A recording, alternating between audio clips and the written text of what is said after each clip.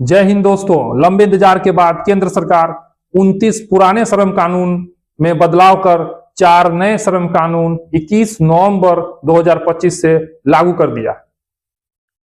29 श्रम कानून में से बहुत सारे कानून आजादी के पहले और कुछ कानून आजादी के बाद के शुरुआती दौर सन 1930 और 50 के बीच में बनाया गया था। उस समय का वर्ल्ड इकोनॉमी डिफरेंट था, जबकि अभी अलग है। इस परिवर्तन से कर्मचारियों को बेहतर वेतन, सामाजिक सुरक्षा, सामाजिक न्याय मिलेगी और ग्लोबल स्टैंडर्ड के अनुरूप बनने में मदद मिलेगी। यह बदलाव सिर्फ एक बदलाव नहीं, बल्कि लाखों कच्चे, अनुबंधित और अनियमित कर्मचारियों की जिंदगी में भरोसा पैदा करने वाला है।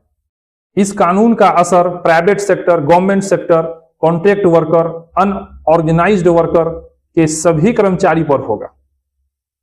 इस कानून में MSME worker, IT worker, dock worker, mine worker, digital media worker सभी के बारे में प्रावधान किया गया है।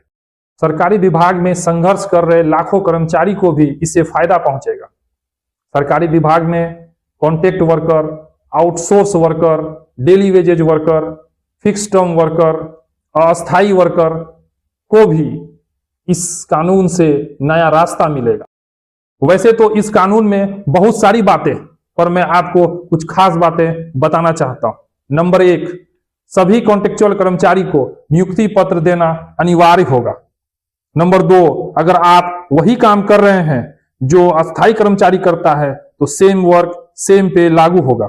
नंबर 3, आपको सोशल सिक्योरिटी के तहत ईपीएफ, ईएसआई, ग्रेजुएटी, इंश्योरेंस, मातृत्व लाभ, छुट्टियां सब कुछ मिलेगा।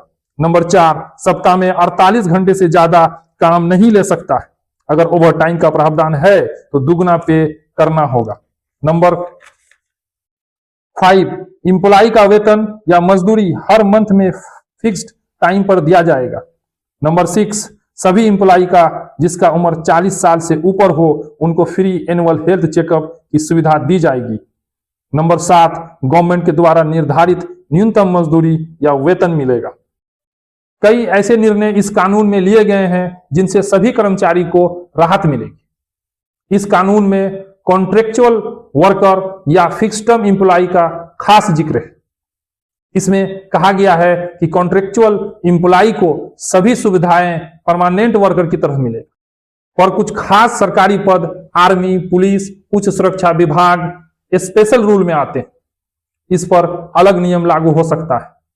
इस कानून से देश भर के सभी कर्मचारी जो वेतन, सुरक्षा और अन्य मांगों को लेकर संघर्ष कर रहा था, उनकी राह आसान होगी।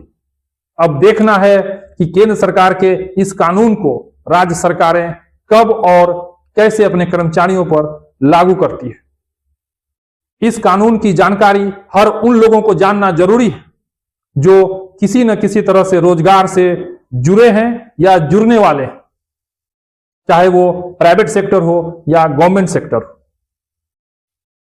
लाइक करें, कमेंट करें, सब्सक्राइब करें। जय हिंद।